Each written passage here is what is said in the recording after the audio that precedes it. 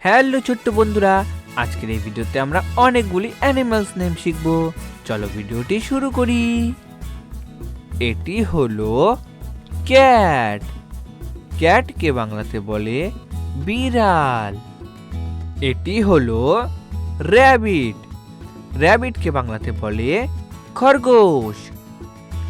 এটি হলো হ্যামস্টার। হ্যামস্টারকে বাংলাতে বলে হ্যামস্টার। এটি হলো কাউ। কাউকে বাংলাতে বলে গরু। এটি হলো শিপ। শিপকে বাংলাতে বলে ভেড়া।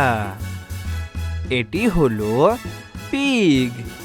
পিগকে বাংলাতে বলে শূকর। এটি হলো ডগ। ডগকে বাংলাতে বলে কুকুর। এটি হলো হর্স।